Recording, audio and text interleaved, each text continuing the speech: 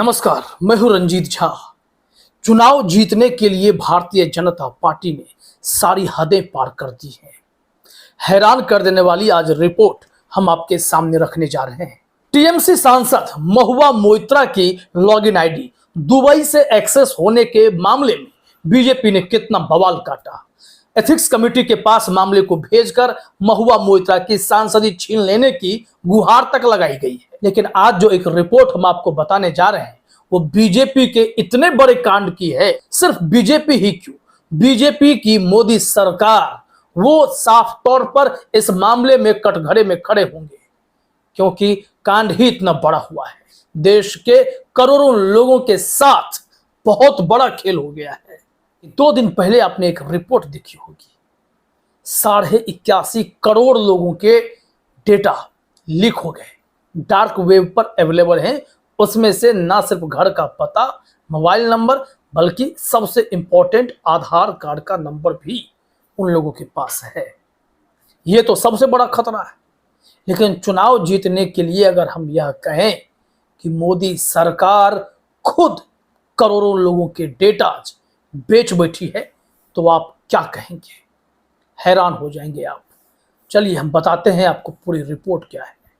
TMC के सांसद ने एक थ्रेड में पूरे घटनाक्रम को समझा दिया है। मोदी सरकार, पूरी भारतीय जनता पार्टी क्या इस हद तक पहुंच जाएगी कि आम लोगों की सुरक्षा में सेंध लगाने से भी बाज नहीं आएगी?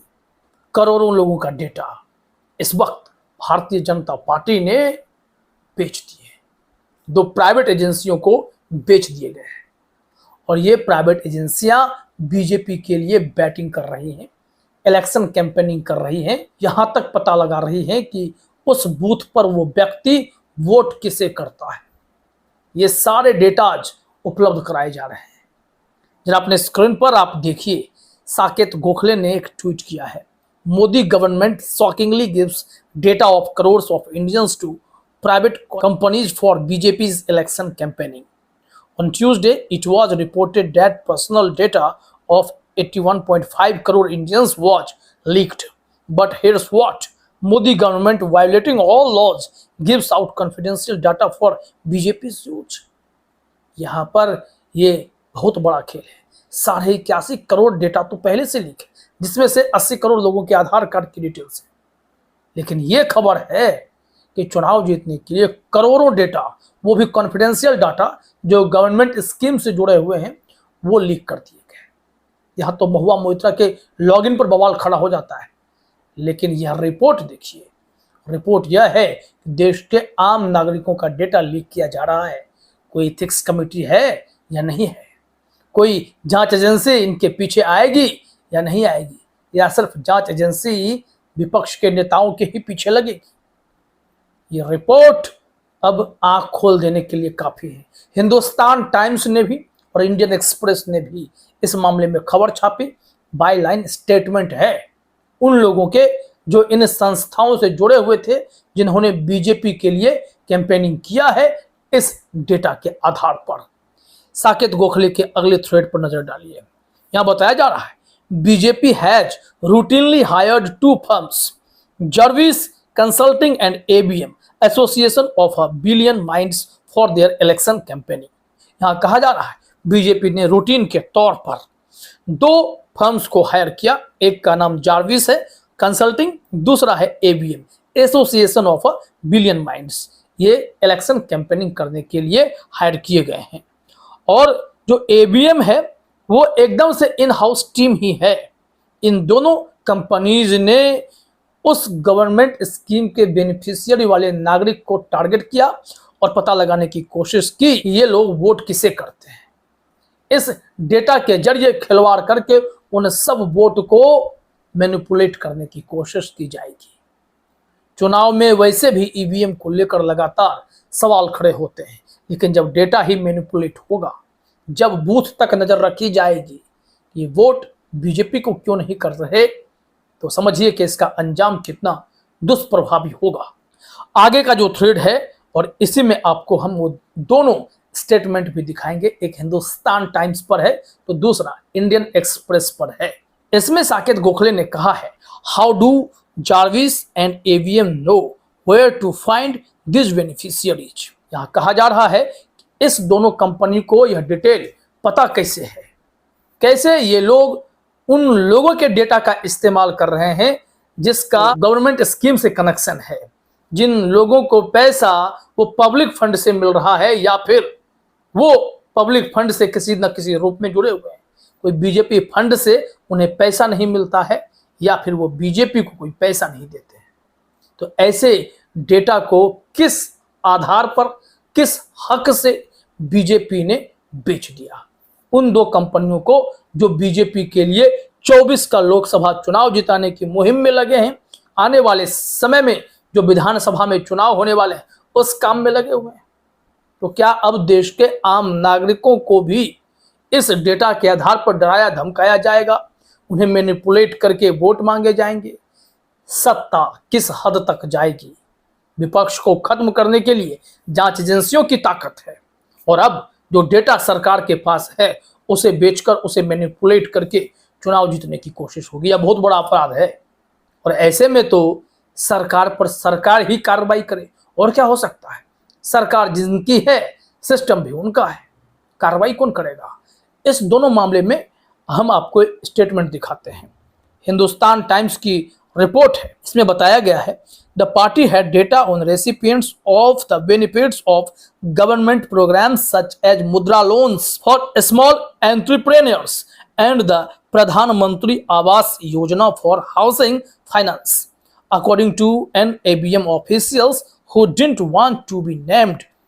यहाँ पर बताया जा रहा है कि एबीएम का जो एक आधिकारिक प्रवक्ता जिन्होंने जानकारी दी है वो अपना नाम नहीं बताना चाहता, लेकिन बताया है कि मुद्रा लोन से जुड़े हुए लोग, जो प्रधानमंत्री आवास योजना है उसके बेनिफिशियरीज, तमाम ऐसे गवर्नमेंट स्कीम से जुड़े लोग, सरकार जिन्हें कुछ पैसे देती है या फिर उन्हें लोन देती है, उन सबको टारगेट किया गया है। एबीएम ऑफिशियल का कहना है, बीजेपी इसमें माहिर है कि विधानसभा में बूथ वाइज भी उनके पास लोगों के डेटा इकट्ठे हैं। यहाँ पर जो क्षेत्र बनाया जाता है, कम से कम एक एक सेगमेंट में 15-15 हजार लोगों के डेटा ये लोग रखे हैं और उन 15 हजार पे ये लोग मेहनत कर रहे हैं। अब बताइए कि ये डेटा चोरी करके इनके डेटाज को खतरे में डालना, जो कॉन्फिडेंशियल डेटा है, जो कि साफ तौर पर नियमों का उल्लंघन है, आप ऐसा कर नहीं सकते, ये सब कुछ किया जा रहा है और यहाँ से पूरा खेल होगा। अब सोचिए कि वोट उनके पक्ष में पड़े, इसके लिए कितने हद तक ये सब जा रहे हैं। यहां से हम आपको इंडियन एक्सप्रेस की भी रिपोर्ट दिखाते हैं, ये भी हाईलाइटेड है तो देखना जरूरी है। यहां लिखा हुआ है, जार्विस कंपनी को छोड़ चुके एक कर्मचारी ने बताया कि उनके पास 15 करोड़ लोगों के डेटा आए।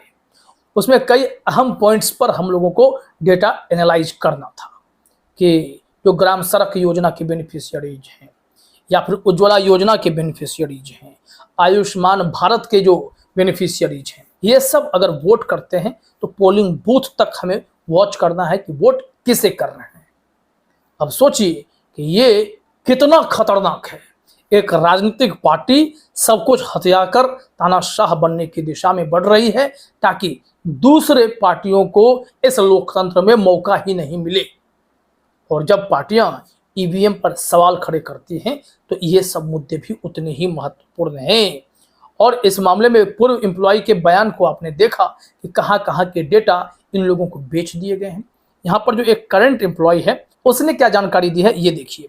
यहाँ पर कहने का मतलब यह है कि यह पहली बार होगा जब कैडर को इवेलुएट किया जाएगा, उन्हें मॉनिटर किया जाएगा। वैसे तो कोई भी कंपनी जो इलेक्शन मैनेजमेंट देखती है, चाहे प्रशांत किशोर की कंपनी ही क्यों ना हो, ये सब साल 1.5 साल पहले चुनाव में जुड़ते हैं, पार्टी के साथ जुड़ते हैं, लेकिन यह 3-3 साल से 4-4 साल से इस पर काम कर रहे हैं ताकि 24 का चुनाव ये जीत सकें, आने वाले विधानसभा चुनाव को जीत सकें। यानी कि एक तरफ जांच एजेंसियों का डर होगा, दूसरी तरफ जनता के पूरी कुंडली सरकार के पास है और सरकार इस डेटा को धड़ल्ले से बेच रही है। तो चुनाव जीतने के लिए ये लोग हदें ही तो पार कर रहे हैं।